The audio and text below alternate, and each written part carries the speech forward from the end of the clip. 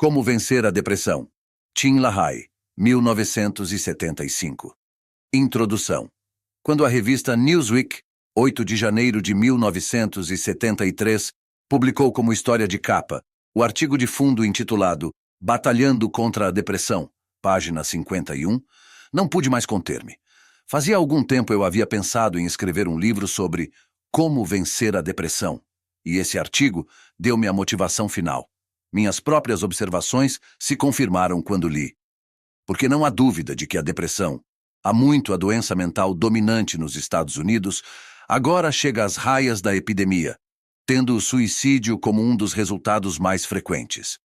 Se eu tomasse minha sala de aconselhamento como evidência, a depressão certamente estava aumentando.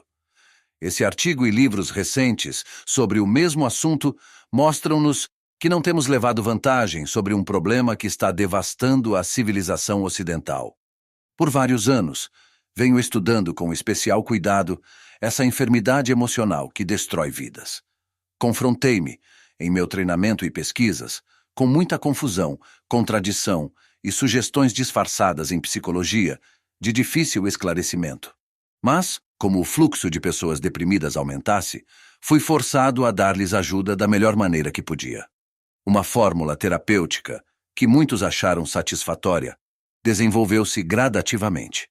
De vez em quando eu pensava em escrever este livro, na esperança de que os leitores pudessem, da mesma forma, beneficiar-se da fórmula, mas não tinha tido motivação suficiente até cerca de 3 anos atrás.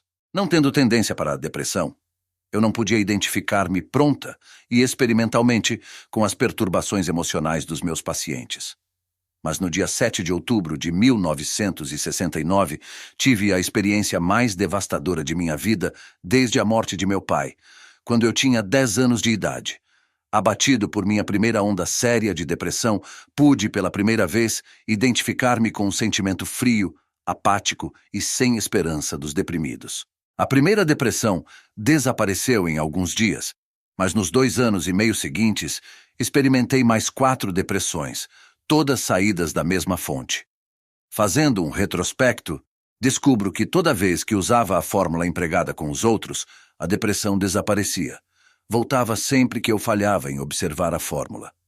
Agora que a depressão alcançou proporções praticamente epidêmicas, e agora que conheço, por experiência própria, alguma coisa sobre ela, tanto pelo sucesso como pelo fracasso, penso que chegou o momento oportuno para publicar este livro. É minha esperança que ele ajude muitos a compreender a causa desse grande réu emocional e ofereça cura eficaz. Tenho certeza de uma coisa. Você não precisa ser deprimido.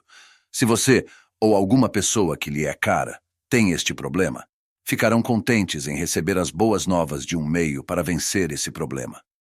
Tenho certeza de que se usarem a fórmula apresentada neste livro, vocês poderão evitar que a depressão ocorra novamente.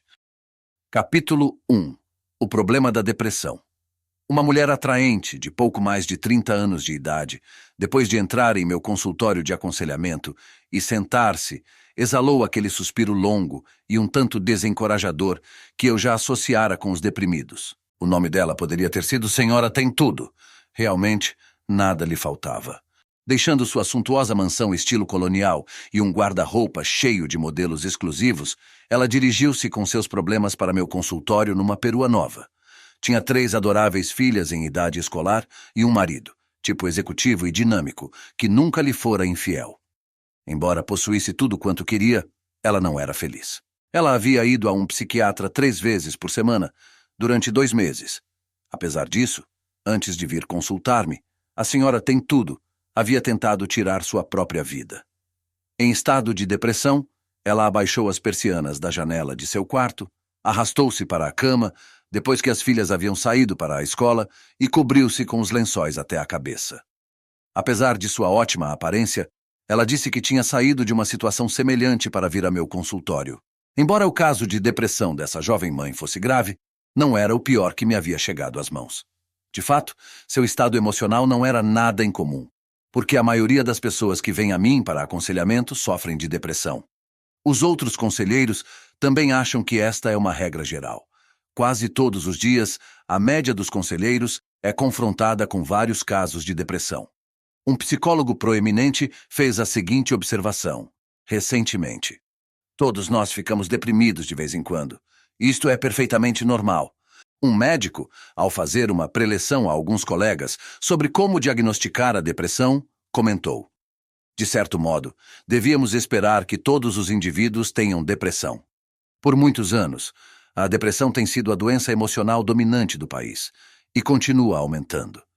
Nas preleções sobre a vida familiar que tenho feito em várias partes do país, minha conferência, em fita cassete, sobre a causa e cura da depressão, vendeu mais que qualquer outra, mais do que a harmonia sexual no casamento, vencendo as preocupações, porque os opostos se atraem, e 10 outras seleções.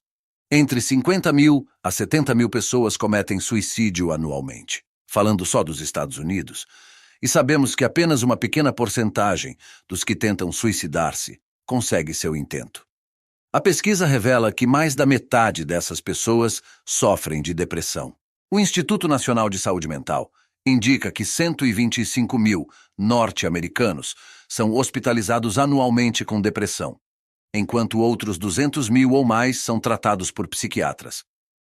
O Dr. Nathan Klein, do Hospital Estadual Rockland, de Nova York, relata que muitos casos de depressão ficam sem tratamento por não serem identificados.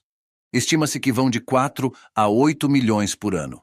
Newsweek, artigo citado, página 51. Na opinião de muitos pesquisadores, mais sofrimento humano resulta da depressão do que de qualquer outra doença que afeta a humanidade. Embora esteja aumentando em passos alarmantes, a depressão não é coisa nova. A história e a literatura mostram claramente que ela é tão antiga quanto o próprio homem. O livro mais antigo conhecido, o de Jó, expõe um homem em sério estado de depressão que exclama: assim me deram por herança meses de desengano, e noites de aflição me proporcionaram. Ao deitar-me digo: quando me levantarei? Mas comprida é a noite, e farto-me de me revolver na cama, até a alva. A minha carne está vestida de vermes e de crostas terrosas. A minha pele se encrosta e de novo supura. Os meus dias são mais velozes do que a lançadeira do tecelão, e se findam sem esperança. Lembra-te de que a minha vida é um sopro. Os meus olhos não tomarão a ver o bem. Os olhos dos que agora me veem não me verão mais. Os teus olhos me procurarão, mas já não serei. Tal como a nuvem se desfaz e passa, aquele que desce à sepultura jamais tomará a subir. Nunca mais tomará a sua casa, nem o lugar onde habita o conhecerá jamais. Por isso, não reprimirei a minha boca. Falarei na angústia do meu espírito, queixar-me-ei na amargura da minha alma. Jó 7:3-11. Depois de ler o que aconteceu a Jó, perda da família e da riqueza, o corpo coberto de chagas, quem pode dizer que teria uma reação diferente em circunstâncias semelhantes? O primeiro escritor, de que temos registro, a descrever categoricamente a depressão, foi Hipócrates, o médico e filósofo grego. Em sua engenhosa classificação dos 4 temperamentos, ele denominou um deles de melancolia, propondo a explicação errônea de que era provocado pelo sangue negro e denso que corre pelas veias do paciente. Um médico chamado Areteu, do século II, descreveu os deprimidos como tristes e desanimados. Ele declarou que eles emagrecem, tornam-se agitados e perdem o sono. Se a condição continuasse, eles se queixavam de 1000 futilidades e desejavam morrer. Outro homem do século II, Plutarco, criou um contexto nitidamente religioso para a melancolia. A pessoa vê-se como alguém a quem os deuses odeiam e perseguem com ira. Uma sorte muitíssimo pior o espera. Ele não se atreve a empregar nenhum método para desviar ou remediar o mal, para que não se encontre lutando contra os deuses. Rejeita o médico ou o consolo do amigo. Deixa-me, diz o desventurado homem. Deixa-me que eu, o ímpio, o amaldiçoado, odiado pelos deuses, sofra meu castigo. Ele senta-se fora de casa, enrolado em pano de saco ou trapos imundos. De quando em quando revolve-se, nu, na terra, confessando este ou aquele pecado, que comeu ou bebeu alguma coisa que não devia, que trilhou algum caminho que o ser divino não aprovou. Os festivais em honra dos deuses não lhe dão prazer, mas, ao contrário, o enchem de medo ou terror. O estudo cuidadoso destes clássicos antigos revela uma semelhança constante, com as descrições atuais da depressão. O Dr. Beck, por exemplo, explica: os sinais e sintomas cardinais usados hoje para diagnosticar a depressão encontram-se nas descrições antigas.